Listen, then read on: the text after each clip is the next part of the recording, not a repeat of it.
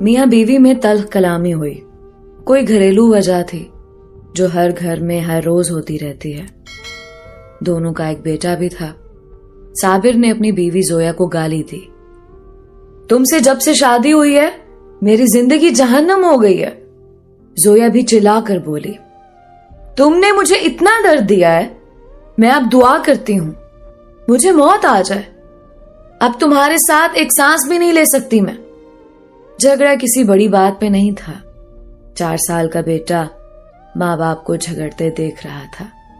बेटा बहुत परेशान था। कभी माँ का हाथ पकड़ता तो कभी बाप का। बाप से जब बर्दाश्त ना हुआ तो उठाया डंडा और जोया को मारना शुरू कर दिया।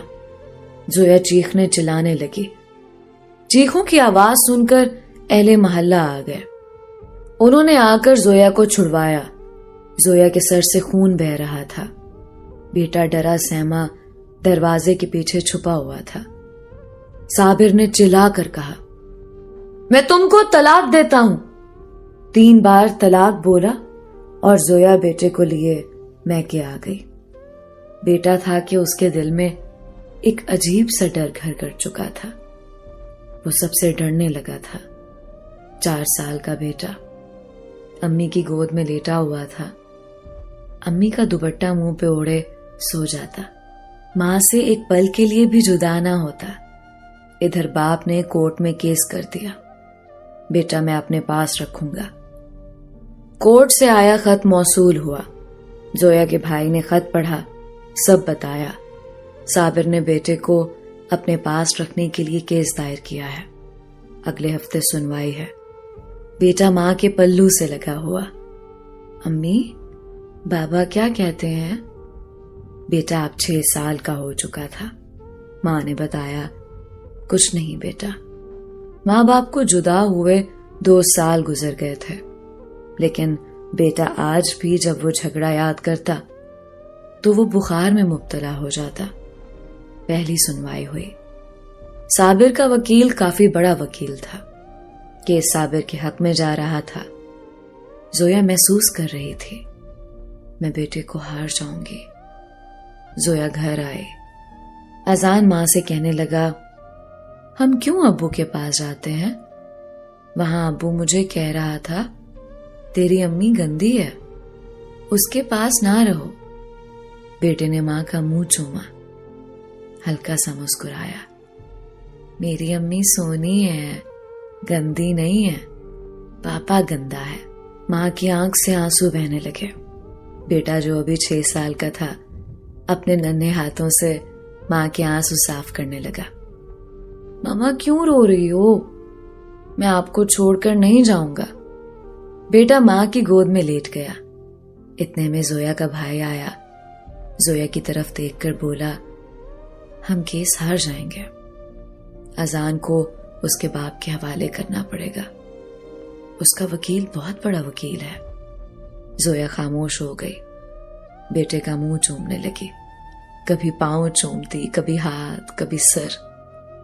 अजान सोया हुआ था। जोया ने जोर से सीने से लगाया और रात भर रोती रही। अजान ने दुकान से आइसक्रीम ली और फ्रिज में रखी। नानी से कहने लगा, नानो मैं आकर खाऊंगा।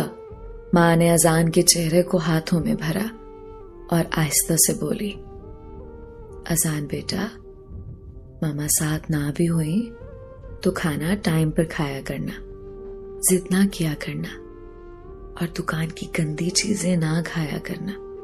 रोज दांत को ब्रश किया करना। मामा तुमको रोज देखा करेंगी यहां से।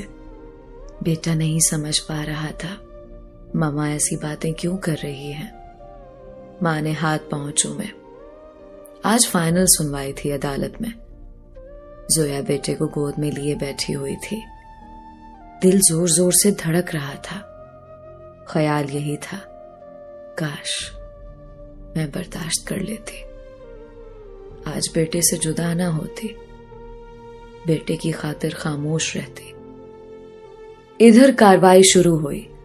जज साहब ने लिखा फैसला सुनाया।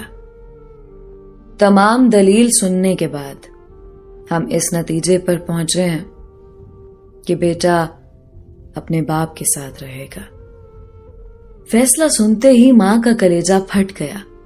ماں بے ہوش ہو کر گر گئی۔ باپ آگے بڑھا، بیٹے کو اٹھا لیا۔ بیٹا باپ کے پاس نہیں جانا چاہتا تھا۔ بیٹا چیخ چیخ کر رونے لگا، مجھے ماما پاس جانا ہے، مجھے ماما پاس جانا ہے، چھوڑو مجھے۔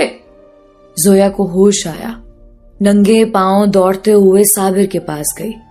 اس کے سامنے گھٹنے ٹیک کر بھیک مانگنے لگی، صرف ایک بار مجھے میرے بیٹے کو سینے سے لگانے دو۔ لیکن وکیل نے پولیس والے سے کہا، اس عورت کو ہٹاؤ یہاں سے۔ ماں بلک بلک کر رونے لگی۔ بیٹا تڑپ رہا تھا۔ وکیل مسکرا کر صابر سے کہنے لگا، مبارک ہو جناب، آپ کیس جیت گئے۔ صابر نے طے کردہ رقم وکیل کو دی اور چل دیا۔ بیٹا ماں کی جدائی میں روتا چیختا، اسے باپ کا گھر جیل لگنے لگا تھا۔ ماں کی شادی کسی اور سے ہو گئی، باپ نے بھی دوسری شادی کر لی۔ وقت گزرنے لگا، ماں اپنی زندگی میں مصروف ہو گئی، باپ اپنی نئی بیوی کے ساتھ۔ اذان زندہ لاش بن کر جینے لگا۔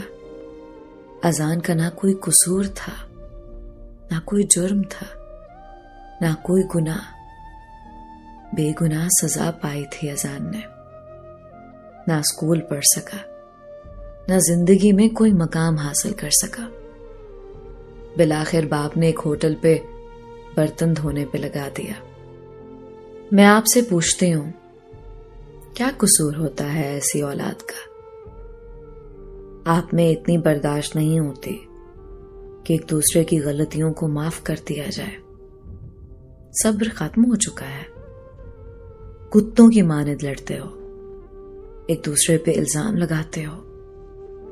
میں دونوں میاں بیوی کی بات کر رہی ہوں۔ تم دونوں کی نفرت تمہاری اولاد کو کھا جاتی ہے۔